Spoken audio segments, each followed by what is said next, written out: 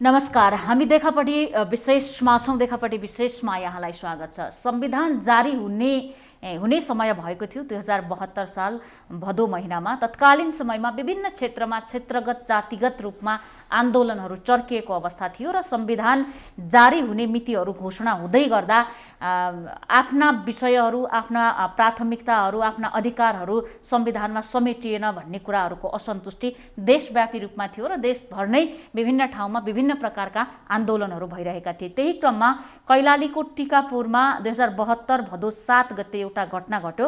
थरुहट राज्यको माग गर्दै आन्दोलनरत पक्षले तत्कालीन समयमा 2072 भदौ 7 गते कैलालीको टिकापुरमा एसएसपी लक्ष्मण नेउपाने सहित 8 जना सुरक्षाकर्मी र 1 जना नाबालकको हत्या भएको थियो। त्यसै विषयलाई लिएर केही नेताहरू, जसमा लक्ष्मण थारू अहिले जनता समाजवादी पार्टीका नेता, अहिले जो सङ्घीय सांसद, निर्वाचित सांसद पनि हुनुहुन्छ, रेशम चौधरी, जो यसभन्दा अघि नै जन्मकैदको फैसला लिएर सदरखुरमा रहनु भएको छ, उहाँ लगायतका नेताहरूमाथि मुद्दा चलेको थियो र यसको हिजो राजपा पार्टी एकीकरण अघि राजपा नेपाल लगायतका पार्टीहरूले यसको विरोध गर्दै आएकोमा यसलाई कैलाली जिल्ला अदालतले यसअघि नै सर्वस्व सहित जन्मकैदको फैसला सुनाएकोमा उच्च अदालत दिपायलमा पुगेको थियो र उच्च अदालत दिपायलले पनि यो विषयलाई सदर गरेको छ।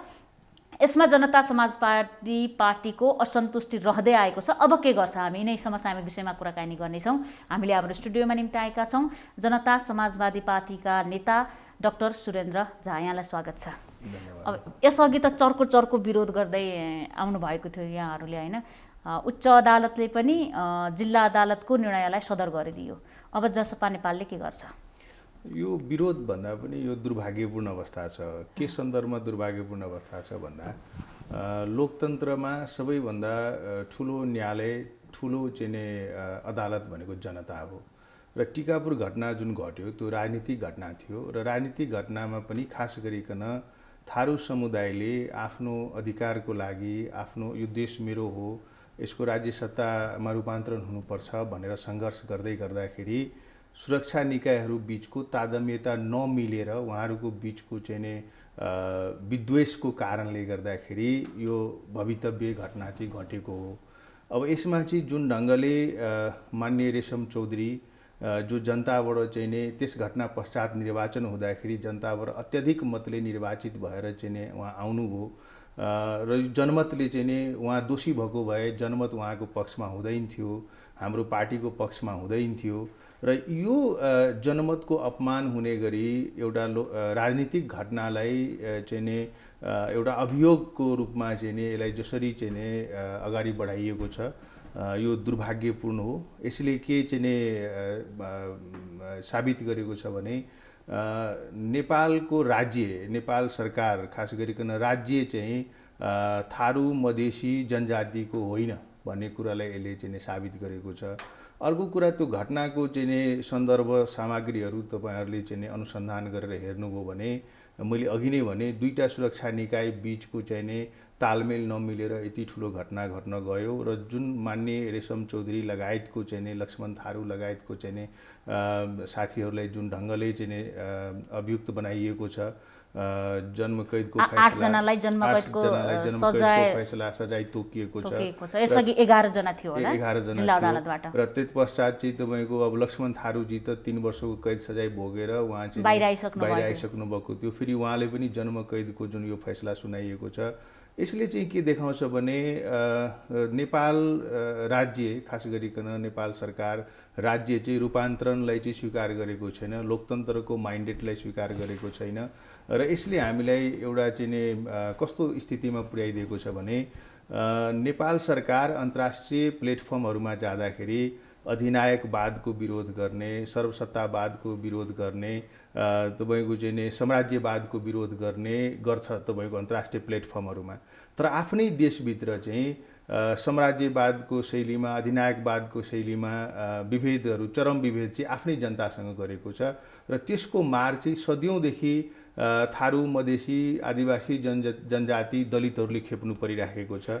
त्यसैले यो फैसला जुन ढङ्गले आएको छ यसले चाहिँ नै जनमतको अपमान गरेको छ र मैले भनिहालेँ लोकतान्त्रिक देशमा राजनीतिक मुद्दाहरूलाई यहाँहरूले हेर्ने यसो जुन- भनिरहँदाखेरि न्यायालयको अपमान यहाँहरूबाट भइराखेको छ कि न्यायालयबाट जनमतको अपमान भइराखेको छ, छुट्याउने कसरी त? अनि यस्तो छ, अब यो राज्य रूपान्तरण गर्दाखेरि हामीले त तपाईँको चाहिँ नि जुन अहिले 62-63 जनआन्दोलन पश्चात मधेसको 3-3वटा जनविद्रोह र जुन तपाईँको जनयुद्ध भएको थियो, त्यसको माइन्डेटहरू थियो। त्यसको माइन्डेट के थियो भने नेपालले आधुनिक राज्य तर्फ चाहिँ रूपान्तरण गर्ने, र त्यो रूपान्तरण गर्ने मुद्दाहरूमा तपाईँको गणतन्त्र, धर्मनिरपेक्षता, सङ्घीयता, समानुपातिक समावेशिता, जस्टफुल समाज र तपाईँको न्यायालयलाई पनि हामीले रूपान्तरण गर्ने भनेका थियौँ। तर अहिले चाहिँ के भयो भने यो जुन दोस्रो संविधान सभाबाट जुन संविधान निर्माण भयो, त्यो दोस्रो संविधान सभामा परिवर्तनकारी शक्ति, खास गरिकन तत्कालीन माओवादी पार्टी र मधेस केन्द्रित राजनीतिक दलहरू, हामीहरू अलिकति छिन्न भिन्न अवस्थामा भयौँ, कमजोर अवस्थामा प्रस्तुत भयौँ, र त्यसले गर्दाखेरि तपाईँको चाहिँ नि प्रतिगामी शक्तिहरूको चाहिँ हावी भयो, र उहाँहरूले चाहिँ नि प्रतिगमनतर्फ गएर अन्तरिम संविधानमा सहमति भइसकेको विषयहरूभन्दा पछाडि गएर चाहिँ नि संविधान निर्माण भयो। त्यसमा कतिपय विषयहरूलाई चाहिँ नि हामीले रूपान्तरण गर्न सकेका छैनौँ। जहाँसम्म तपाईँले न्यायालयको चाहिँ नि जुन अपमानको कुरा गर्नुभयो, हामीले न्यायालयको अपमानको कुरा गरेको होइन। मैले न्यायालयको बारेमा चाहिँ नि हामीले मानेकै छौँ। हाम्रो माननीय सांसदजी जेलमै हुनुहुन्छ, उहाँ आफै चाहिँ नि त्यो आफूलाई चाहिँ नि त्यो उसमा गएर अदालतमा गएर बुझाउनु भयो, आफै जानुभयो। चाहिँ नि तपाईँ दोषी भएको भए उहाँ जानु हुँदैन थियो, फरार अवस्थामै उहाँ आफै जानुभयो। त्यसैले एउटा त के छ भने न्यायालयलाई चाहिँ नि हामीले सम्मान गर्छौँ। तर तपाईँले ऐतिहासिक पृष्ठभूमि हेर्नु हो भने नेपालको न्यायालय रूपान्तरण हुनुपर्ने आवश्यकता छ। हामीले त संवैधानिक बेन्चहरूको आवश्यकता थियो र त्यसरी रूपान्तरण गर्नुपर्छ भन्दै आएका थियौँ। र खास गरिकन संवैधानिक बेन्चहरू भन्नाले यहाँले आयोगतर्फ नै पनि भन्नुभयो होला। यसैमा पनि गिरिशचन्द्र लाल नेतृत्वको एउटा आयोग बन्यो होइन, त्यसमा पनि त्यो रिपोर्टै सार्वजनिक भएन भनेर पनि यहाँहरूले सरकारलाई पटक पटक संसदमा दबाब दिँदै आउनु भएको छ। हामीले संसदै अवरुद्ध गर्यौँ र खास गरिकन लाल आयोग चाहिँ नि सार्वजनिक गर्छु भनेर अहिलेकै प्रधानमन्त्री सम्माननीय केपी शर्मा ओलीजी बारम्बार हामीलाई चाहिँ नि त्यो विश्वासमा लिनुभयो कि म लाल आयोगको प्रतिवेदन सार्वजनिक गर्छु, तर उहाँले अहिलेसम्म गर्न सकिराख्नु भएको छैन। किन गर्नुभएको छैन भन्दाखेरि अहिले जुन ढङ्गले जुन साथीभाइहरूले दोषी देखाइएको छ र राज्यको संयन्त्रलाई चाहिँ बाइज्जत बढा गरिएको छ, त्यो चिजहरू चाहिँ ओझेलमा पर्ने हो र त्यसलाई चाहिँ तपाईँको स्वीकार गर्न गाह्रो हुन्छ भनेरै चाहिँ नि लाल आयोगको प्रतिवेदन सार्वजनिक गरिएको छैन र त्यो गरिनुपर्छ। अब अहिले म तपाईँलाई अलिकति अर्को ढङ्गले पनि यो घटनाले हामीले हेर्नुपर्छ। यो देशमा 4 किलाभित्र बस्ने सबै नेपाली नागरिक विभेद मुक्त हुनुपर्छ र राज्य चाहिँ सबैको हुनुपर्छ भनेर चाहिँ हामीले सङ्घर्ष गर्दै आएका छौँ। तर यहाँ के देखियो भने मधेसी र थारूको लागि त यो देशै होइन जस्तो देखिन्छ। हामीलाई एउटा नागरिकता बनाएर एउटा कागजको नागरिकता दिएर गोजीमा बोकेर हामी नागरिक हुने स्थिति छ।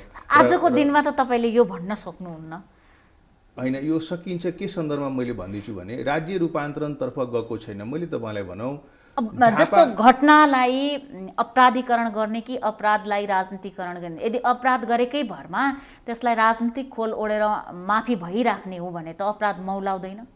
यस्तो यहाँ जस्तो सुझबुझको नेताले यो कुरा त राम्रोसँग बुझ्नुहुन्छ होला नि। होइन, म नेपाली जनतालाई पनि राम्रोसँग बुझाउन चाहन्छु। अपराध भनेको केलाई भन्ने हुन्छ र राजनीतिक मुद्दाहरू चाहिँ के हो भन्ने कुरामा चाहिँ फरक छुट्याउनुपर्छ। मैले तपाईँलाई भनौँ यो माननीय रेशम चौधरीजीलाई जुन यो अभियुक्तको रूपमा त्यहाँ उभ्याइएको छ, जबकि उहाँ त्यो घटनास्थलमै हुनुहुन्थेन, त्यो दिन त्यो जिल्लैमा नभएको मान्छेलाई यसरी जुन अभियुक्त बनाइएको छ, म तपाईँलाई भनौँ यो घटना घट्दाखेरि माननीय रेशम चौधरीले आफ्नो श्रीमतीको लागि, आफ्नो सन्तानको लागि वा आफ्नो लागि कसैको सम्पत्ति लुट्ने, धनी हुनलाई, कसैलाई चाहिँ व्यक्तिगत रिसैबीको लागि उहाँ यसमा लाग्नु भएको थियो? पक्कै पनि लाग्नु भएको थिएन। त्यसैले यो अपराधलाई हामीले चाहिँ नि त्यो राजनीतिकरण गर्ने भनेको होइन। सामाजिक रूपान्तरणको लागि तपाईँको एउटा मास मुभमेन्टमा गइसक्दाखेरि आम जनताले चाहिँ नि एउटा विद्रोह गर्ने स्थिति आउँदाखेरि तपाईँले एउटा व्यक्तिलाई तपाईँको चाहिँ अभियुक्तको रूपमा यसरी चाहिँ नि त्यो राजनीतिक चाहिँ आवाजलाई कुण्ठित गर्ने, दबाउने यो दुष्प्रयास चाहिँ सरकारको छ। अलिकति तत्कालीन समयलाई पनि स्मरण गराउन खोजे। अब आन्दोलनलाई स्थगित गर्छौँ, सहमतिबाट अगाडि बढ्छौँ भनेर सुरक्षाकर्मी, प्रशासन, आन्दोलनरत पक्ष, थरुहट राज्यको माग गर्दै आन्दोलन गरिरहेका पक्षको बिचमा त्रिपक्षीय सम्झौता भइसकेपछि आक्रमण भएको हो नि। यस्तो छ कि अब तपाईँले यसलाई आक्रमण भनिराख्नु भएको छ। मैले भने नि एउटा एक त नेपाल सरकारले लाल आयोगको प्रतिवेदन सार्वजनिक गरोस्, दुधको दुध पानीको पानी छुट्टिन्छ, नेपाली जनताले यो कुरो थाहा पाउँछ। र अर्को कुरो मैले तपाईँलाई भनौँ, दुईटा सुरक्षा निकाय बीचमा तालमेल नमिल्दाखेरि घटेको यो घटना हो। र यो आक्रमण त भालाले स्थानीय हतियारले भएको हो। सुरक्षा निकायको कोअर्डिनेसन कमजोर भयो, बलियो भयो, सुरक्षा संयन्त्रभित्र पनि यसको समीक्षा भयो होला, त्यो अवश्य भयो होला। तर प्रहार चाहिँ कहाँबाट कसरी भयो भन्ने कुरामा त सबैलाई थाहा भएको कुरा हो नि। यस्तो छ, तपाईँले चाहिँ एसएलआर बोकेर सुरक्षा निकायको साथीहरूले कैलालीमा के गरेको छ भन्ने कुरो तपाईँलाई याद छ। उहाँहरूले चाहिँ तपाईँको अत्याचार गर्नुभएको छ, महिलालाई बलात्कार गर्नुभएको छ, बुट चाहिँ नै तपाईँको त्यो टाउकोमा राखेर मान्छेले सुताएर मुखमा पिसाब फेरेको छ। यो घटना खोइ तपाईँले किन सुनाउनु न नेपाली जनताले। घर अहिले पनि कैलालीमा तपाईँको चाहिँ नि 2000 घर परिवारको चाहिँ तपाईँको मुखिया चाहिँ घरमा छैन, गाउँमा छैन, तपाईँको बाहिर भागेर चाहिँ नि तपाईँको प्रवासमा बस्नुपर्ने स्थिति छ। तर यसका लागि अदालतमा त कहीँ कुनै प्रक्रियामा त 2000 फरार भनेर कहीँ पनि आएको छैन। फरार भनेको घरमै गाउँमै बस्न सक्ने अवस्था छैन। अब त्यो जुन मान्छे महिलाहरू छ जसलाई त्यसरी बलात्कार गरिएको छ, तपाईँको अपमानित गरिएको छ, धन सम्पत्ति लुटेको छ, व्यक्तिगत सामान सम्पत्तिलाई हिनामिना गरेको छ, त्यो चाहिँ निमुखा यदि त्यसो हो भने त्यो अपराधमा संलग्न हुनेलाई कानुन अनुसार कारबाही हुन आवश्यक छ। तर त्यति भयो भन्दैमा अर्को घटना घट्नेलाई चाहिँ उन्मुक्ति दिन मिल्छ भन्ने चाहिँ होइन नि। मैले तपाईँलाई त्यही भन्दैछु। अनि त्यो चाहिँ तपाईँको घरमा बसेको महिला तपाईँको चाहिँ नि त्यो न्यायको लागि चाहिँ तडपिराखेको मान्छे जो आफ्नै घरमा बस्न सम्भव छैन, त्यो चाहिँ अदालतमा गएर चाहिँ तपाईँको त्यो कुराहरू भन्न सक्ने अवस्थामा छ। र अर्को कुरो मैले तपाईँलाई भनौँ, यो जुन साथीहरूलाई जुन अभियुक्त बनाइएको छ, उहाँहरूले भालाले आक्रमण गरे हो। उहाँहरू चाहिँ आक्रमण गर्ने स्थलमा हुनुहुन्थ्यो, यहाँ प्रमाण छ सरकारसँग छैन। त्यो अर्को कुरा मैले अभियुक्त बनाइराख्दा मुख्य योजनाकार यस्तो छ नि, सरकारले सुन्नुहोस्, यहाँ राज्यले चाह्यो भने त मलाई अभियुक्त बनाइदिन्छ, तपाईँलाई अभियुक्त बनाइदिन्छ। त्यसको लागि त 1 मिनट पनि लाग्दैन, किन राज्यसँग कानुन छ, संयन्त्र छ, सुरक्षा निकाय छ, हतियार छ, उसले त 1 मिनटमा बनाइदिन्छ। न्यायालय पनि स्वतन्त्र निकाय हो नि। यो त शक्ति पृथकीकरणको सिद्धान्तमा राज्य सञ्चालन छ। यो देशको न्यायालयमा तपाईँलाई थाहा छ नि, प्रधान न्यायाधीशले महाभियोग लगाउनु पर्छ भनेर सडकमा नारा लगाएको देश यही हो। धेरै भएको छैन, 3 वर्ष अगाडिको घटना हो। यो देशमा न्यायालयले हैन, यो देशमा न्यायालयले कसरी काम गर्छ, पार्टीको सदस्यता लिइसकेर न्यायाधीश नियुक्ति हुने देश हो यो। घर तपाईँलाई मैले भनौँ, झापामा व्यक्ति हत्या गरेको मान्छे प्रधानमन्त्री हुनुहुन्छ। 5000 जना मान्छेलाई मैले मारे भनेर सार्वजनिक ठाउँमा जिम्मा लिएको व्यक्ति चाहिँ तपाईँको सबैभन्दा ठुलो पार्टीको अध्यक्ष हुनुहुन्छ, अझ कार्यकारी अध्यक्ष भन्दै हुनुहुन्छ आफूलाई। र उहाँ चाहिँ देशमा प्रधानमन्त्री बन्नुभएको छ। मैले मारे भनेर भन्ने मान्छे, 5000 जनाको मारेको मैले जिम्मा लिएँ भन्ने व्यक्ति यहाँ चाहिँ नि राज्य सत्तामा हुनुहुन्छ। व्यक्ति हत्या गरेको सार्वजनिक कार्यक्रममा भन्नुभएको। अब यी द्वन्द्वकालीन घटनाहरूलाई टुङ्ग्याउने भनेर आयोगहरू बनेका छन्। यद्यपि यी दुवै आयोगमा पनि पदाधिकारी विहीन र आयोगले काम गर्न नसक्नु दुःखद। थुप्रै मानिसहरू द्वन्द्वकालीन घटनाबाट पनि पीडित छन्। त्यहाँ पनि अपराधको राजनीतिकरण, राजनीतिको अपराधीकरण गर्न खोजिएको कुराका कारण निमुखाहरू चाहिँ पीडितमा छन्। तपाईहरू जस्तो अहिले कमसेकम अपोजिसनमा रहेका पार्टीहरूले त ती घटनाका पीडितहरूका लागि पनि बोलिदिनु पर्ने अवस्था आएको छ। दुईटा पाटोबाट हेर्नुपर्छ हामीले घटनालाई। तपाईँले भने जस्तै अपराधीलाई राजनीतिकरण गर्नु हुँदैन, यो गरिनु पनि हुँदैन, तपाईँ हामी कसैले पनि गर्नु हुँदैन र यो गरिएको पनि छैन। तर तपाईँले राजनीतिक कुरालाई चाहिँ अपराधीको रूपमा भनेर विपक्षीलाई चाहिँ तपाईँको त्यो मुख बन्द गरिदिने, आवाज थुनिदिने, नागरिकको आवाजलाई चाहिँ थुन्ने प्रयास पनि त राम्रो होइन नि।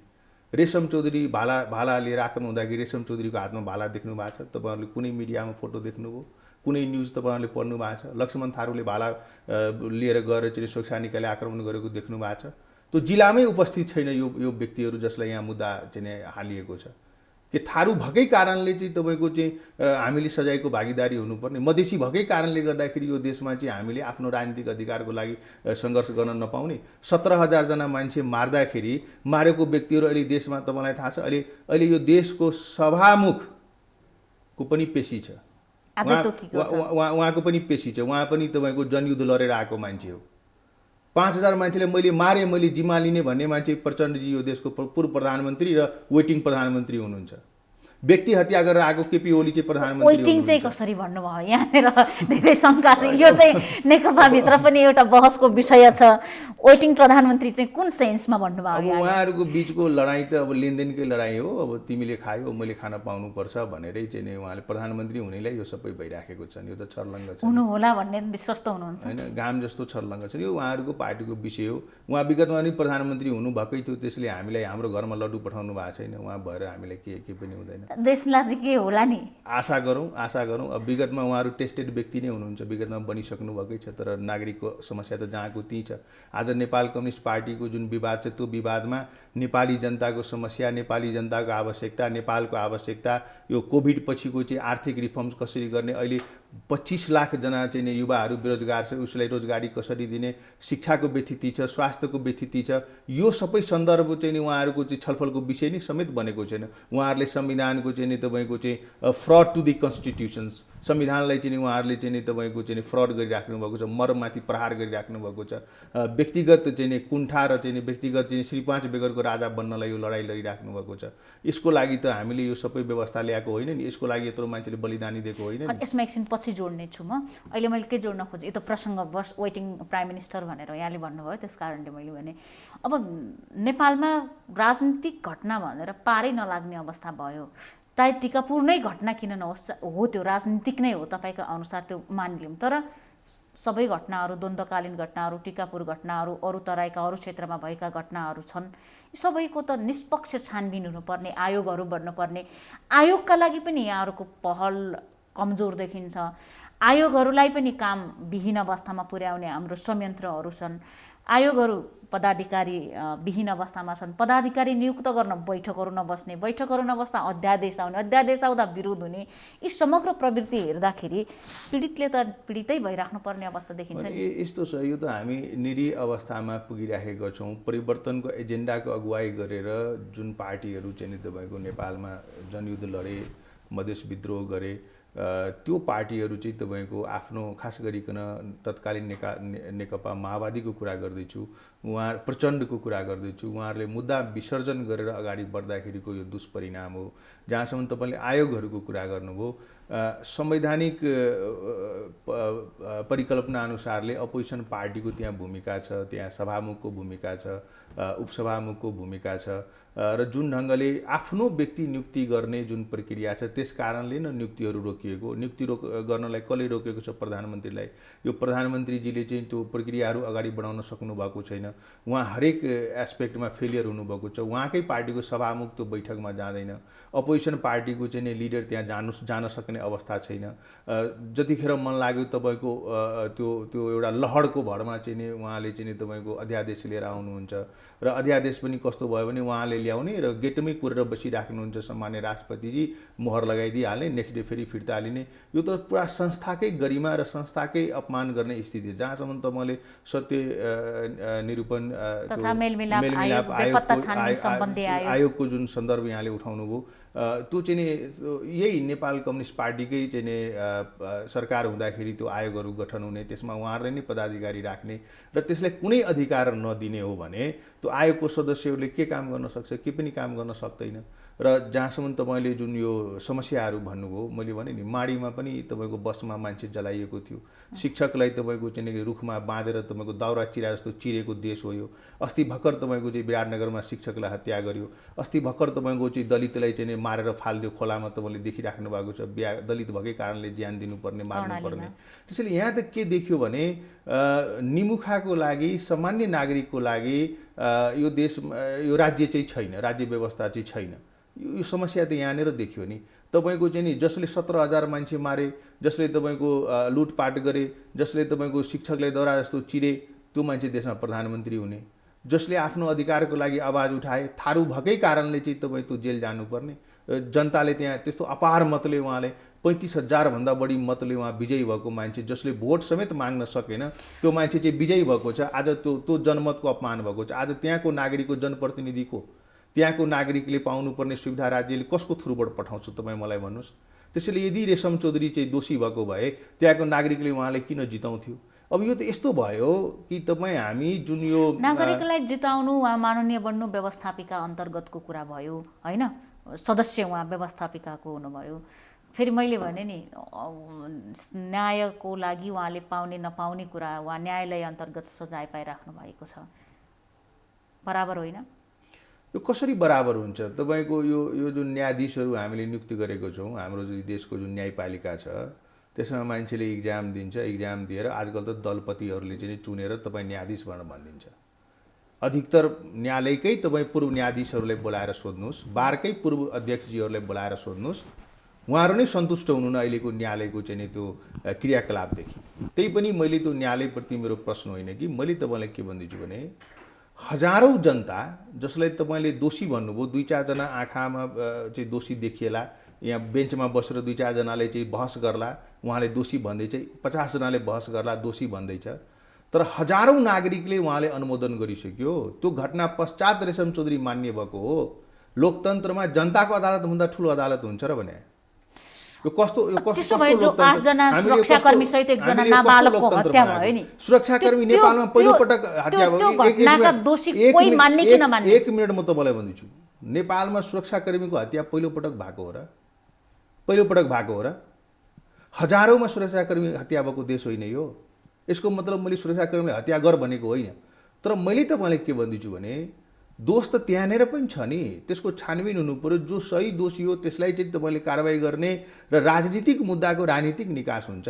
रेशम चौधरीलाई आजीवन अथवा सर्वस्व सहित जन्म कैद पठाएर अरूलाई कसलाई फाइदा हुन्छ त? तपाईँको यदि फाइदा हुन्छ नि, नस्लीय एकल जातीय राज्यको पक्षपोषक भन्ने मान्छेहरू राज्य सञ्चालनमा हुनुहुन्छ, उहाँहरूले यो काम गर्नुभएको छ। किन भन्दाखेरि आज थारूले आफ्नो आवाज बुलन्द गर्यो, थारूले आफ्नो अधिकार खोज्यो भने उहाँहरूले खाइपाएको सुविधाबाट त कटौती हुन्छ त।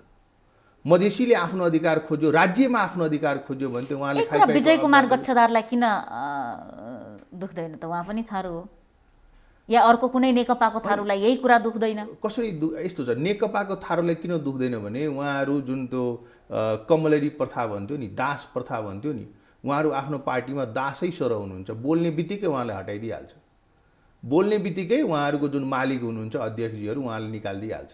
दुख्न सबैलाई दुखेको छ। तपाईँलाई थाहा छ धेरै थारू नेताहरू जुन नेपाली काङ्ग्रेसमा हुनुहुन्छ, नेकपामा हुनुहुन्छ, हामीलाई फोन गरेर सोध्नुहुन्छ यो त नहुने घटना घट्यो, डाक्टर साहब लौ न यो विषयलाई उठाउनु पर्यो भनेर भन्नुहुन्छ। अनौपचारिक छलफल गरेर लौ न हजुर प्रेसर क्रिएट गर्नु पर्यो भन्नुहुन्छ। यो त हुँदै नहुने विषय भयो भनेर भन्नुहुन्छ। तपाईँलाई थाहा छ पूर्व प्रधानमन्त्री वर्तमान प्रधानमन्त्री तपाईँको चाहिँ अहिले अस्ति भर्खर नेपाली काङ्ग्रेसले जुन विरोध सभा गर्यो, तपाईँको त्यो विरोध सभामा कैलाली पुगेर नेपाली काङ्ग्रेसको नेताहरूले के भन्यो भने, प्रचण्डले के भन्नुभएको छ भने, शेरबहादुरजीले के भन्नुभएको छ भने रेशम चौधरीमाथि अन्याय भएको छ, थारूमाथि अन्याय भएको छ, उहाँ छुट्नुपर्छ। तत्कालीन समयमा सरकारमा को थियो? मैले सकाइहालेँ, उहाँ छुट्नुपर्छ, रेशम चौधरीमाथि अन्याय भएको छ भने प्रचण्डले बार बोल्नु भएको छ। 2072 साल भदौ जुन टिकापुरमा घटना भइराखेको थियो, शेरबहादुर देउवाले आज त्यो कुरा भनिरहँदा यसको निष्पक्ष छानबिन गर्छु भनेर भन्ने तत्कालीन समयमा सुशील कोइराला प्रधानमन्त्री हुनुहुन्थ्यो। त्यति मात्रै होइन, त्यसपछि होइन म जानकार छु, त्यति मात्रै होइन, अहिले तपाईँको त्यसपछि शेरबहादुरजी प्रधानमन्त्री स्वयं हुनुभयो, प्रचण्डजी स्वयं प्रधानमन्त्री बनिसक्नुभयो, अहिलेकै प्रधानमन्त्रीको दोस्रो कार्यकाल हो। र उहाँहरू बारम्बार भन्नुहुन्छ कि यो राजनीतिक घटना हो, यसलाई चाहिँ नि हामीले छलफलमा टुङ्ग्याउनु पर्छ, यो नहुने घटना भयो भनेर भनिराख्नु भएको छ। मलाई न्यायालयले केही भन्नु छैन, न्यायालयले जे देख्यो जे गर्छ त्यो आफ्नो ढङ्गले अगाडि स्वतन्त्र ढङ्गले आफ्नो चलोस्। तर यो राजनीतिक घटना हो भने त्यसको राजनीतिक निकास निकाल्नु पर्यो नि हामीले। नेपालमा आफू प्रधानमन्त्री हुँदा निष्पक्ष छानबिन गर्छु भन्ने, पीडितलाई जनताको माझमा जाँदाखेरि म पीडितलाई न्याय दिन्छु भन्ने, राजनीतिक नेतालाई भेट्दाखेरि गलत भइराखेको छ भन्ने कसलाई पत्याउने त? कुन कुरालाई पत्याउने? यो त दुर्भाग्य छ। एउटा कुरा मैले तपाईँलाई के भनौँ भने एकल जहानिया शासनबाट नेपाल गुज्रेको थियो, त्यसपछि तपाईँको चाहिँ नि राजाहरूको शासनबाट निरङ्कुश राजतन्त्रबाट हामीले गुज्रियौँ। तत्पश्चात अहिले गणतन्त्रमा हामी आइसक्यौँ। तर राज्य सञ्चालन गर्ने जुन व्यक्तित्वहरू हुनुहुन्छ उहाँहरूको माइन्डसेट, उहाँहरूको एटिट्युडमा खासै डिफरेन्स चाहिँ देखिँदैन। त्यो कस्तो हुँदो रहेछ भने त्यो ठाउँमा गइसकेपछि उहाँहरू पनि त्यही गर्नुभयो जुन हिजोको शासकहरूले गरे। हिजो शासन व्यवस्था फेरियो, प्रवृत्ति फेरिएन भन्ने यहाँको प्रवृत्ति फेरिएन, एटिट्युड फेरिएन। र तपाईँको लोकतन्त्रको सबैभन्दा ठुलो तपाईँको चाहिँ गहना के हो भने तपाईँको एटिट्युड कस्तो छ, तपाईँ कतिको लिबरल हुनुहुन्छ, तपाईँ कतिको चाहिँ इन्क्लुसिभनेसमा जान सक्नुहुन्छ, तपाईँ कतिको अकोमोडेटिङ हुनुहुन्छ, तपाईँ आफ्नो देशको नेतृत्व अभिभावकत्व ग्रहण गर्न सक्ने मान्छेमा त धेरै फरासिलो हृदय आत्मा राखेर चाहिँ अगाडि बढ्नुपर्ने हो नि। मैले तपाईँलाई भनौँ सुरक्षा निकायको हत्या भयो भनेर यहाँ एकदम कोलाहल मचाइएको छ काठमाडौँमा। मैले तपाईँलाई भनौँ हत्या त कोलाहल मचाए पनि नमचाए पनि भएकै हो। मैले भन्दैछु तपाईँलाई सुरक्षा निकायको साथीहरू जुन त्यो घटनामा चाहिँ शहादत दिनुभयो, उहाँहरूप्रति मेरो हार्दिक संवेदना छ, त्यो परिवारप्रति मेरो हार्दिक चाहिँ संवेदना छ र उहाँहरूप्रति हार्दिक श्रद्धाञ्जली छ।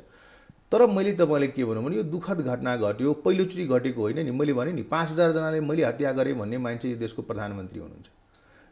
झापा काण्डमा चाहिँ तपाईँको व्यक्ति हत्या गर्ने चाहिँ देशको प्रधानमन्त्री। ती घटनाकाले सजाय पाएनन् भन्दैमा बाँकी घटनाकाले पनि सजाय पाउनुहुन्न भने तपाईँको तर्क पनि जायज होइन नि।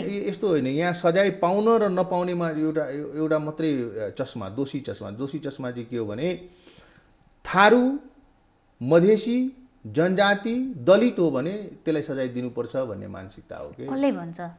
राज्य सत्ताको स्वरूपले भनिराखेको छ, देखिराख्नु भएको छ त। संविधानले लेखेको छैन, कानुनले लेखेको छैन, न्यायालय स्वतन्त्र निकाय हो। बालकृष्ण ढुङ्गेल आज कुन कानुनलाई टेकेर चाहिँ आज उहाँ बाइज्जत बडा भएर चाहिँ घुमिराख्नु भएको छ, नेपालमा नागरिक भएर बाँचिराख्नु भएको छ? आज कुन कानुनलाई टेकेर चाहिँ प्रचण्ड चाहिँ जेलमा किन जानुपर्ने प्रचण्ड जेलमा? उहाँलाई चाहिँ खुनी मुद्दा किन नलाग्ने? तपाईँको त जनार्दन शर्मालाई खुनी मुद्दा किन लाग्ने? यो अग्नि सापकोटाले खुनी मुद्दा किन लाग्ने? यो केपी ओली खुनी मुद्दा किन लाग्ने? ल ऊ त 14 वर्ष जेल पनि काट्यो हैन, दोषी भए त 14 वर्ष 16 वर्षको हिसाब त त्यो अदालतले गर्ला। उहाँले त जेल पनि काट्नु भएको छ। मैले भन्न खोजेको केपी ओलीले जेल पनि काट्नु भएको छ। यी सबै घटना बिउताउने हो भने नेपालको आधा भन्दा बढी नेता जेलमै होला नि त। तपाईले अनुकूल भएको बेलामा चाहिँ कुनै घटना नबितिने र तपाईले प्रतिकूल भएको बेलामा सबै घटना बितिने, यो राज्य यसरी चलाउने ढुङ्गे युगमा बस्ने हामी? यो एउटा व्यक्तिको देश बनाउने, एउटा व्यक्तिको राज्य बनाउने? यहाँ थारूलाई बस्ने अधिकार छैन, मधेसीलाई बस्ने अधिकार छैन? हाम्रो देश होइन यो?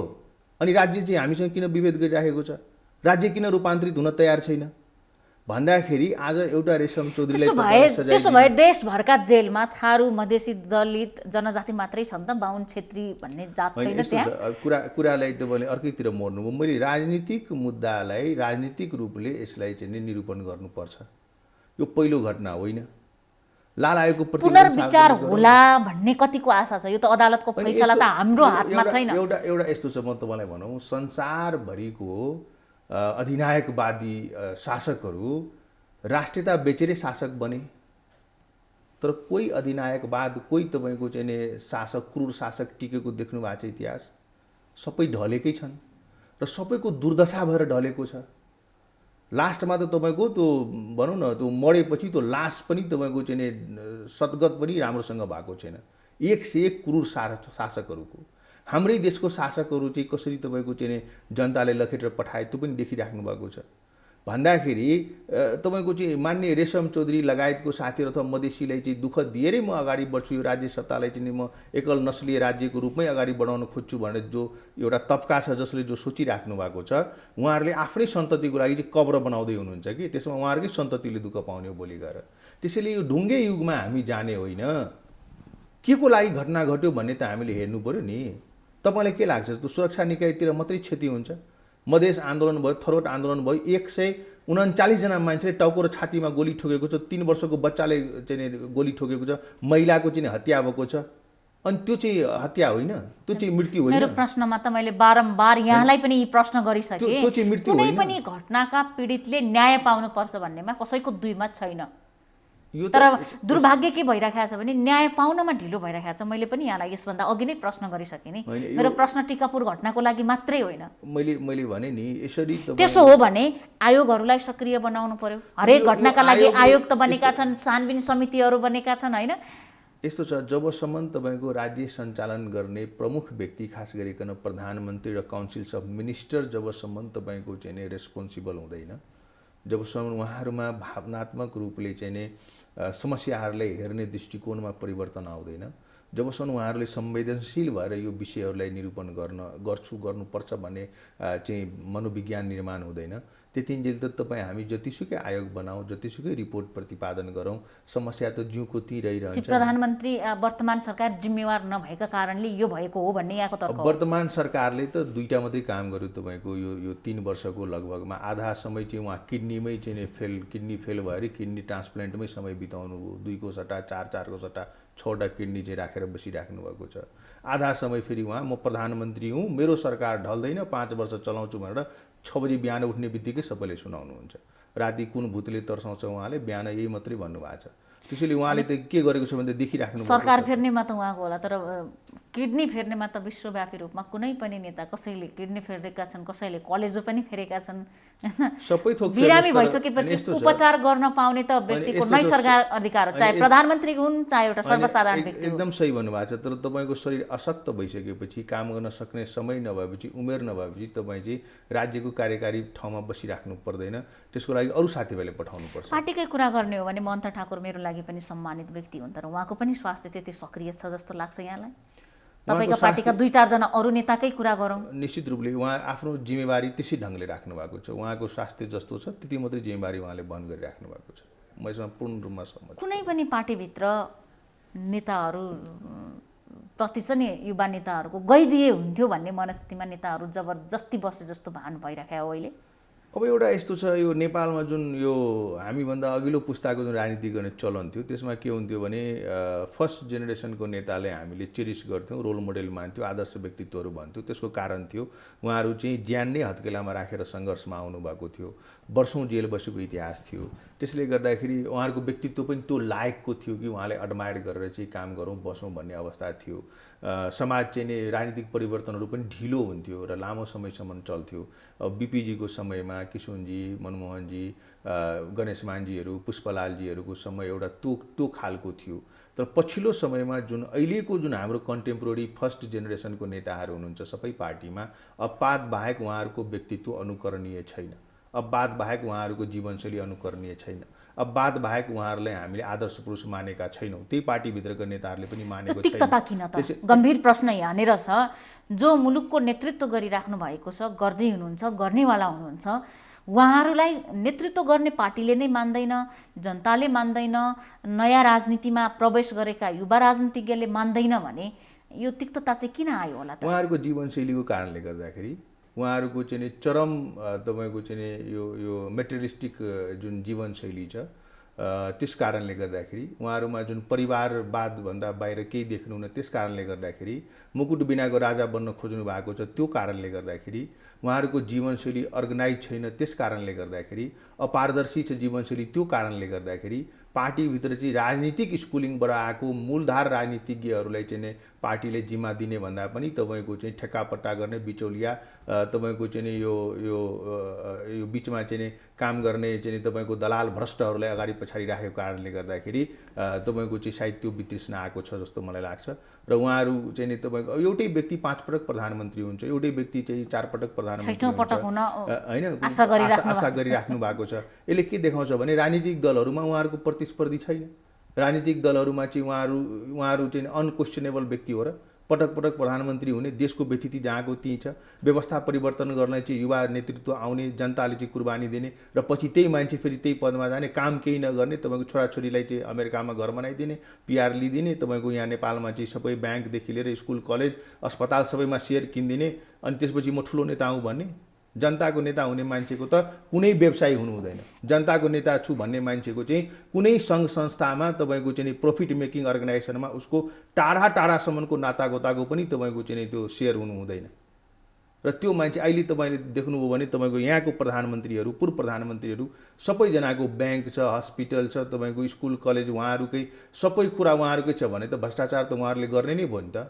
किन भन्दाखेरि बिजनेस गर्ने भनेको प्रफिटको लागि हो। तपाईँ खुद सेयर होल्डर भइसकेपछि तपाईँ प्रफिटको लागि त जे पनि गर्नुहुन्छ। अहिले तपाईँको संसदले चाहिँ शिक्षा नीति बनाउँछ, त्यो नीतिमा को मान्य बस्छ भन्दाखेरि जसले पैसा तिरेर त्यो शैक्षिक माफियाहरू सांसद भएको छ। त्यो त टिकट दिने बेला दलहरूले टिकट दिने बेला माफिया जति खोजेर टिकट दिनुपर्ने। मैले दलकै कुरा, जस्तै ब्याङ्कमा चाहिँ तपाईँको ब्याङ्क सम्बन्धी पोलिसी बनाउनु पर्यो भने त्यो संसदभित्र 4 ब्याङ्कका सञ्चालकहरूले नि त्यहाँ सदस्य बनाइन्छ र त्यसले कानुन बनाउँछ भने आफ्नो लागि कानुन बनाउँछ नि, उसले जनताको लागि थोरै बनाउँछ र अहिले प्राइभेट एडुकेसन सेक्टर अथवा शिक्षाको चाहिँ पोलिसी बनाउनु पऱ्यो भने यो शैक्षिक माफियाहरूलाई पैसा लिएर सांसद बनाउने, त्यसलाई फेरि समितिबाट त्यहाँ हालिदिने र उसैले कानुन बनाउने भने जनताको लागि बन्छ र त्यो। त्यसैले यो व्यथितिहरूले गर्दाखेरि अहिलेको चाहिँ नै मैले भने नि अपवाद बाहेक नेतृत्वप्रति सम्मान चाहिँ छैन। अलिकति अर्को प्रश्न पनि के जोड्न खोजेँ भने यति धेरै तिक्तता भइरहँदा पनि दोस्रो र तेस्रो तहका यहाँ जस्ता युवा नेताहरूमा पनि एउटा आँट साहस देखिँदैन।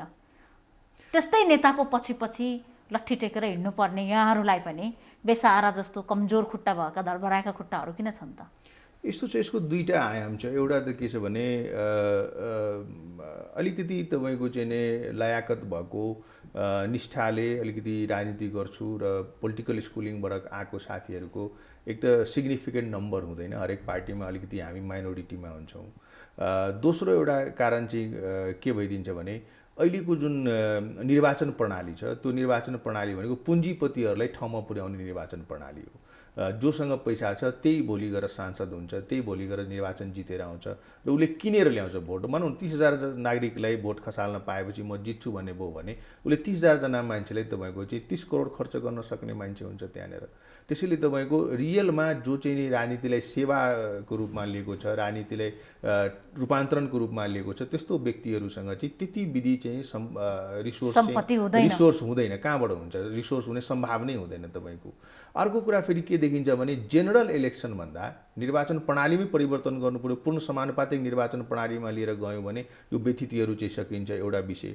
अर्को पार्टीभित्रको निर्वाचन पनि जेनरल इलेक्सन भन्दा पनि बढी महँगो हुँदो रहेछ। जस्तै म तपाईँलाई एउटा उदाहरण भनौँ, कुनै पनि पार्टीको चाहिँ नै फलानु व्यक्ति सभापतिमा निश्चित हो जित्छ भन्यो भने किन भन्दाखेरि उसँग धेरै पैसा छ भन्ने उत्तर आउँछ कि भने जोसँग पैसा छ त्यो मात्रै सबै क्याडरलाई चाहिँ तपाईँको म्यानिपुलेट गरेर अथवा यताउति गरेर चाहिँ नै तपाईँको चाहिँ जित्ने स्थिति पनि देखिन्छ यहाँनिर।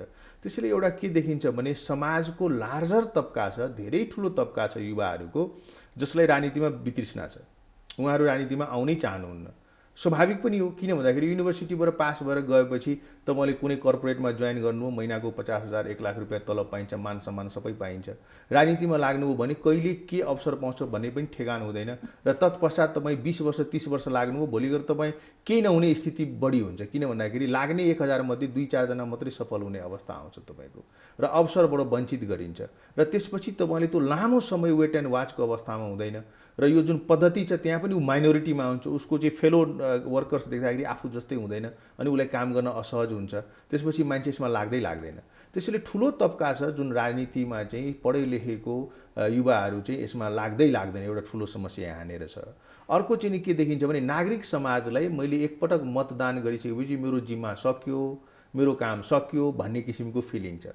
तर democracy is not the game of a spectator, it is the game where you have to involve, you have to participate, you have to play. त्यो चिज चाहिँ नागरिक समाजले पनि बुझ्न सकेको छैन र एउटा ठुलो घेरा बनाइयो, बायस छ, एउटा ठुलो घेरा छ तपाईँको हरेक पार्टीभित्र जसले चाहिँ तपाईँको नागरिक समाज अथवा तपाईँको एडभोकेसी गर्ने सही कुरो भनिदिने व्यक्तित्वहरूलाई चाहिँ त्यो भित्र आउनै दिँदैन, उसलाई लाइकै गर्दैन, उसलाई टाढा पुर्याइदिन्छ र अवसरवादी केही बुद्धिजीवी भनाउँदाहरू सर्टिफिकेट चाहिँ झोलामा लिएरै चाहिँ घुमिरहन्छ डोर टु डोर। त्यसलाई चाहिँ खालि के भने त्यो नजिक बस्यो र त्यसपछि कुनै ठाउँमा नियुक्ति लियो र at the end of the month चाहिँ त्यहाँबाट घुस खाएर फेरि त्यो नेताको घर दैलोमा श्रीमतीलाई पैसा बुझाउन जाने, छोराछोरीले पैसा बुझाउन जाने, यस्तो किसिमको चाहिँ एउटा ट्रेन्ड बसेको छ हामी कहाँ विगत यो 25-30 वर्षमा 2047 साल पश्चात। त्यसले गर्दाखेरि चाहिँ तपाईँको यो जालोलाई तोड्नलाई चाहिँ आवश्यक छ र उकुस मुकुस चाहिँ सबै पार्टीमा भइराखेको छ र साथीभाइहरू हामीले चाहिँ एउटा कोलाबोरेसन पनि हुनु पर्यो, अन्तर पार्टी भन्ने पनि छलफल छ र यसलाई चाहिँ चिर्नु पनि पर्छ। अर्को कुरो नागरिकले पनि कस्तो छ भन्दाखेरि जुन गाउँमा म बस्छु मेरो बुवा बाजे 3 पुस्ताको त रेकर्ड त्यो गाउँ समाजमा हुन्छ, रातारात मेरो चाहिँ 2 वर्षमा 5 वर्षमा मेरो जीवनशैली परिवर्तन हुन्छ भन्दाखेरि त्यो गाउँ समाजको नागरिकले पनि म जस्तो त्यस्तो परिवर्तन आउने व्यक्तिलाई चाहिँ बहिष्कार गर्न सक्नुपर्छ र त्यो बहिष्कार गर्नु भएन भने सामाजिक बहिष्कार पनि ठुलो हतियार हो भन्ने कुरा हो। भ्रष्टाचारीलाई तपाईको चाहिँ स्वेच्छाचारी भ्रष्टाचारी तपाईको क्रिमिनल अफेन्स गरेको व्यक्तिलाई तपाईले हाम्रो नेता, हाम्रो गाउँको, हाम्रो जिल्लाको भनेर चाहिँ तपाईँ हामीले चेरिस हुने स्थिति भयो भने त यस्तै स्थिति हुन्छ हाम्रो देशमा। व्यवस्था परिवर्तन गर्दै जाने तर आम नागरिकले चाहिँ केही नपाउने। तपाईँले मैले भनौँ नेपाली जनता अस्पतालमा इलाज पाउँदैन, विद्यालयमा शिक्षा पाउँदैन, देशमा उसले रोजगार पाउँदैन, कृषि स्वरोजगारमा गयो भने उसले मल खाद बिउ केही पनि पाउँदैन भने देशको नागरिक चाहिँ किन बन्नु पर्यो? तपाईँ मलाई एउटा प्रश्न मल खाद बिउको कुरा त मैले नपाउने छँदैछ। मल खाद बिउ उधारो लिएर उखु लगाएर खेती गरेका किसानहरू पोहोर साल पनि पुसको जाडोमा माइती घरमा रोएर बसे, यसपालि पनि त्यस्तो अवस्था छ। मैले भने नि, अनि यो देशको नागरिक हुनलाई को ललायित हुन्छ भन्ने स्थिति आयो त। अनि प्राइभेट हस्पिटल चाहिँ एकदम राम्रोसँग चल्ने, प्राइभेट स्कुल कलेज चाहिँ एकदम राम्रोसँग चल्ने, प्राइभेट ब्याङ्क चाहिँ एकदम राम्रोसँग चल्ने, अनि हामीले चाहिँ त्यो ट्रेडिङ गरेर चाहिँ भारतको चाहिँ चामल नेपालमा ल्याएर खानुपर्ने, अरू देशको चाहिँ लसुन प्याज फुल माला एप्पल सबै ल्याएर यहाँ चाहिँ खानुपर्ने, अनि हाम्रो युवा चाहिँ खाडीमा गएर चाहिँ पसिना चाहिँ चोर्नु पर्ने भन्दा यति नालायक किसिमको चाहिँ नि तपाईँको चाहिँ परिस्थिति छ, यति काली लाग्दो अवस्था छ। अनि प्राउड चाहिँ के फिल गर्छ भने म 4 पटक प्रधानमन्त्री भएँ, 5औं पटक हुँदैछु भन्ने लाज लाग्नुपर्ने विषय हो नि यो। कसले रोक्छ यो व्यथितिलाई? एउटा खरदार सुब्बा तपाईँको चाहिँ यो निजामती कर्मचारीमा पनि भ्रष्टाचारीहरूको चाहिँ तपाईँको नाम हेर्नुहोस्, तपाईँको चाहिँ उनीहरूको सम्पत्तिको चाहिँ छानबिन गर्नुहोस्, नेताभन्दा 10औं गुणा भ्रष्टाचारीहरू पनि ती छन्। सुरक्षा निकाय चाहिँ तपाईँको खुसु तपाईँको बजेट बढाएको बढाइ छ, पैसा लिएकोले चाहिँ कुनै कुरो पारदर्शी छैन। अनि सबैले तपाईँको कसो भने आम नागरिक जुन 50% जनता छ जसलाई चाहिँ नि राज्यको आवश्यकता छ, सरकारको आवश्यकता छ, त्यसको लागि त राज्य कहीँ पनि देखिँदैन त। अनि राजनीति के को लागि गर्ने? म सांसद, प्रश्न त यहाँहरुप्रति नै हो नि। मैले भन्दैछु हामी प्रति पनि हो, हाम्रो अग्रज प्रति हो र सँगसँगै हाम्रो फेलो अरू पार्टी भित्र यी कुराहरू उठ्नुपर्ने छलफलको विषय बन्नुभयो। सत्तारूढ पार्टीकै कुरा गर्ने हो भने यहाँले भन्नुभएका तमाम विषयहरू जगजाहेर विषय हो, सबैलाई थाहा छ, किनकि हरेक दिन नागरिकले यी कुराहरूको फेस गरेको छ, सामना गरेको छ। त्यसकारणले पार्टीभित्र विवादै यी विषयमा हुँदैन, छलफलै हुँदैन, एजेन्डा प्रवेशै हुँदैन। मैले त्यही भने सबैभन्दा दुर्भाग्यको विषय नै यही हो कि हामी राजनीति कसको लागि गर्दैछौँ? कोही मान्छे मान्य हुनुहुन्छ, कोही मान्छे प्रधानमन्त्री हुनुहुन्छ, कोही मान्छे पार्टीको प्रेसिडेन्ट, हामी जस्तो साथीहरू, हामी कसको लागि राजनीति गर्ने भन्दाखेरि हाम्रो फेलो सिटिजनको नागरिकको चाहिँ जीवनशैली स्पन्दन र उहाँको जीवनशैली सहज होस् भन्नलाई गर्ने हो नि। तर यहाँ त ठ्याक्कै अपोजिट छ तपाईँको। यहाँ मैले तपाईँलाई भने नि म पूर्व प्रधानमन्त्री छु भनेर प्राउड फिल गर्नुपर्ने त म कुनै कारण देख्दिनँ, किन हाम्रो देशको अवस्था त राम्रो छैन, हाम्रो नागरिकको सुरक्षा त छैन। जुन देशमा यो लकडाउनमा मैले तपाईँलाई भनौँ हिरासतभित्र प्रदेश नम्बर 2 मै हिरासतभित्र तपाईँको 12 जना दलितको हत्या भएको छ, 123 जना महिला, प्रदेश 2 को मात्रै भन्दैछु हजुरलाई, प्रदेश 2 मा 123 जना महिला बलात्कृत भएर महिला बच्चा बलात्कृत भएको छ।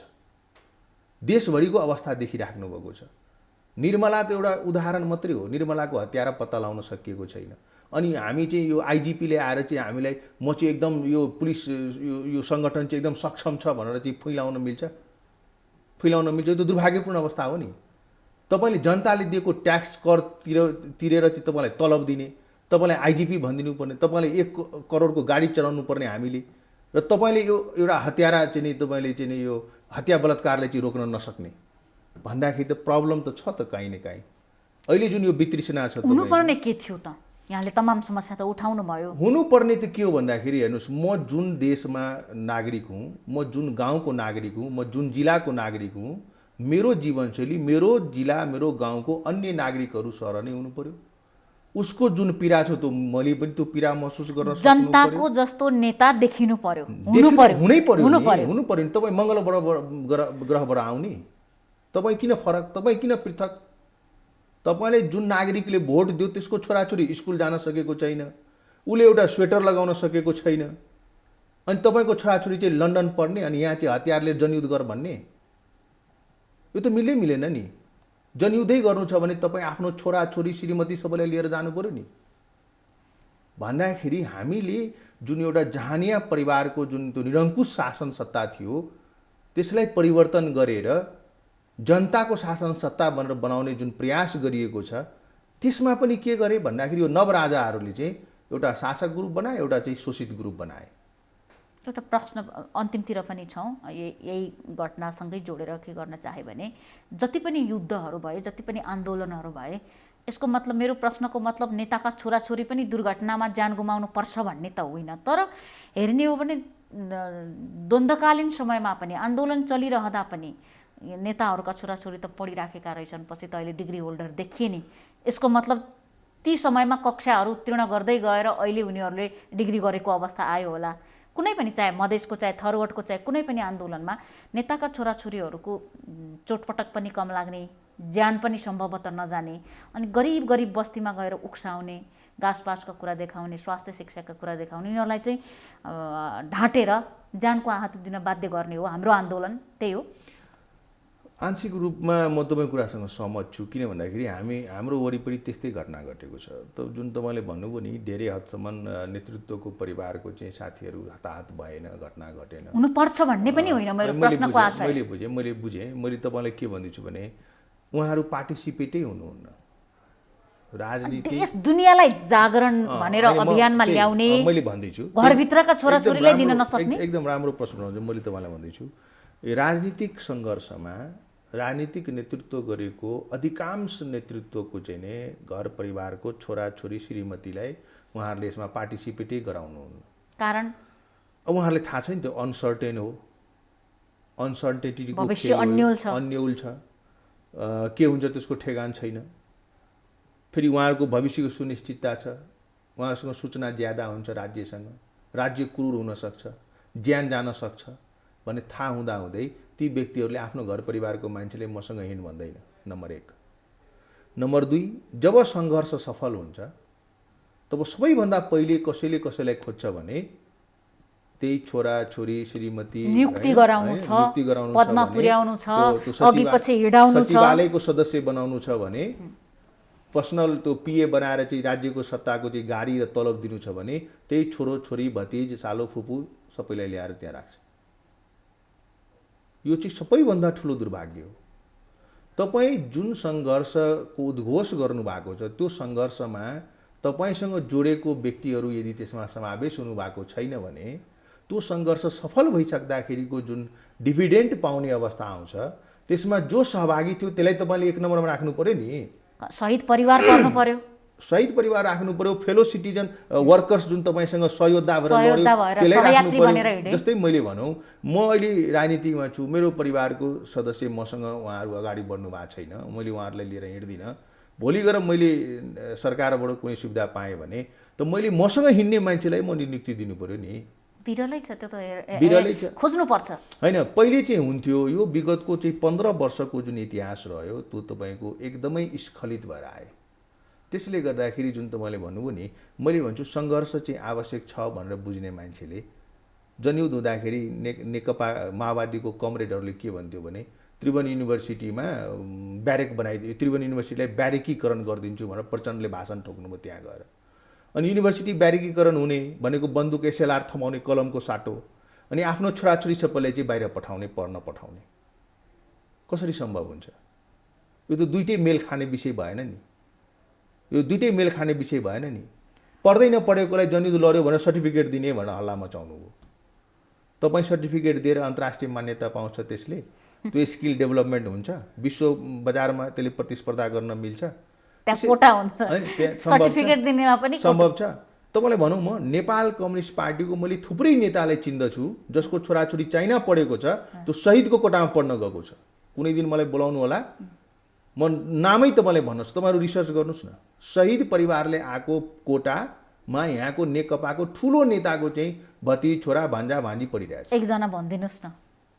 समय आएपछि म त्यो भन्छु। एकजना भनिदिनुहोस् न। मैले तपाईँलाई भने समय आएपछि भन्छु। तपाईँ जानुहोस् न, त्यहाँ डाटा लिनुहोस् न शहीदको परिवारको नाउँमा। हो, भूकम्पपछि पनि चीन भ्रमणमा त्यस्तो चीनले भेरिफाई गर्दाखेरि त्यो देखिराख्नु भएको। यी त सबै प्रसङ्गवश उठेका कुरा थिए। अन्त्यमा छौँ। अन्त्यमा अब लक्ष्मण थारू, रेशम चौधरी लगायत जति पनि 8 जनामाथि सर्वश्रेष्ठ जन्म कैदको फैसला उच्च अदालतले पनि जुन सदर गरेको छ, यो फैसला अझ माथि तह तब्काहरू छन् जानका लागि होला त के, अर्थात् कानुनी रूपमा के होला र जनता समाजवादी पार्टीको कदम चाहिँ के हुन्छ? अब जनता समाजवादी पार्टी नेपाल राज्यको रूपान्तरणको लागि चाहिँ इस्ट्याब्लिस्ड भएको पार्टी हो। नेपालको चाहिँ राजनीतिक क्रान्तिको जुन बाँकी रहेका विषयहरू छ त्यसको अगुवाई चाहिँ जनता समाजवादी पार्टीले गर्छ र नेपाल सरकारलाई बहुराष्ट्रिय राज्यको रूपमा यसलाई रूपान्तरण गर्नलाई नै हामीले हाम्रो पार्टीको चाहिँ इस्ट्याब्लिसमेन्ट गरेका छौँ। र अहिले जुन हाम्रो साथीहरूप्रतिको जुन यो फैसला भएको छ त्यो न्यायालयले गर्ने चाहिँ नि न्यायालय रूपान्तरण नै भएको छैन नि। न्यायालयलाई चाहिँ यहाँ जनयुद्ध भयो, यहाँ मधेस आन्दोलन भयो, गणतन्त्र आइसक्यो भने भान नै छैन। त्यसैले न्यायालयलाई रूपान्तरणको लागि चाहिँ नि हामीले त्यो बहस गर्छौँ, छलफल गर्छौँ व्यवस्थापिकामा। र राजनीतिक रूपले यो मुद्दालाई निरूपण गर्नको लागि एउटा राजनीतिक सहमतिको खाँचो छ। त्यसको लागि पार्टीले चाहिँ अन्य संसदीय दलहरूसँग चाहिँ हामी छलफल बढाउँछौँ र हामी सडकदेखि तपाईँको संसदसम्म यो सङ्घर्षलाई बढाउँछौँ। र उहाँ साथीहरू योद्धा हुनुहुन्छ, उहाँहरूले गर्नुभएको काम इतिहासमा स्वर्णिम अक्षरले लेखिन्छ। मण्डेला चाहिँ 28 वर्ष जेल बसेको थियो। त्यसैले रेशम चौधरी थारू समुदायको नेपालको मण्डेला हो, यसमा कुनै शङ्का छैन। र अन्य साथीहरू जुन त्यसमा चाहिँ सजाय भोगिराख्नु भएको छ, उहाँहरू सबै चाहिँ थारूको नेल्सन मण्डेला हो उहाँहरू। त्यसैले कसैले त्यो थारूको आवाजलाई, मधेसीको आवाजलाई चाहिँ दबाउने चाहिँ कुत्सित मानसिकताले कोही चाहिँ आज खुसी हुनुहुन्छ भने यो तरबार उहाँहरूमाथि पनि झुन्डिन्छ। र नेपालको एकता, नेपालको चाहिँ नि भावनात्मक एकीकरण चाहिँ तब मात्रै सम्भव हुन्छ जब यहाँ थारू, मधेसी, दलित, जनजाति सबैले चाहिँ आफ्नो अनुहार, आफ्नो भाषा, आफ्नो भेष, आफ्नो आवाज चाहिँ राज्यमा चाहिँ देख्न पाउँछ। अनि मात्रै यो देश चाहिँ तपाईँको समग्रतामा चाहिँ नेपालीहरूको देश हुने हो। नभए अहिले तपाईँको एउटा नस्ल जात विशेषको रूपमा चाहिँ राज्य अगाडि बढेको छ। यो दुर्भाग्यपूर्ण हो। यसलाई पनि हामी परिवर्तन गर्छौँ र यो कामको लागि चाहिँ जनता समाजवादी पार्टी चाहिँ अगाडि बढ्छ। समयका लागि धेरै धेरै धन्यवाद। विचार राख्ने मौका दिनुभयो, धन्यवाद। धन्यवाद। हामी देखापट्टि विशेषमा थियौँ, कुराकानी गरिरहेका थियौँ जनता समाजवादी पार्टीका नेता डाक्टर सुरेन्द्र झासँग। खास गरी 2072 साल भदौ 7 गते कैलालीको टिकापुरमा थरुहट आन्दोलनको माग गर्दै त्यस क्रममा त्यो समयमा जुन आन्दोलन भइराखेको थियो, भदौ 7 गते थरुहट आन्दोलनमा रहेका आन्दोलनरत पक्ष र सुरक्षा निकायका बीचमा सहमति भए पश्चात कुनै कामको लागि भन्दै गर्दा 8 जना सुरक्षाकर्मी सहित 1 जना नाबालिगको मृत्यु भएको थियो र त्यो घटनाका मुख्य योजनाकार भनेर रेशम चौधरी भनेका थिए, जो अहिले प्रतिनिधि सभाका निर्वाचित सांसद पनि हुनुहुन्छ, तर लामो समयदेखि यसै घटनाको पूर्वपक्षका लागि थुनामा रहँदै आउनुभएको थियो। यस अघि नै कैलाली जिल्ला अदालतले सर्वोच्च सहित जन्मकैदको फैसला रेशम चौधरी सहित 11 जनालाई सुनाएको थियो र यो मुद्दा, यो विषय उच्च अदालत दिपायलमा गएको थियो। उच्च अदालत दिपायलले पनि यो सजायलाई सदर गरेको छ। यसमा जनता समाजवादी पार्टीको यस अघिदेखि नै असन्तुष्टि रहँदै आएको छ र यो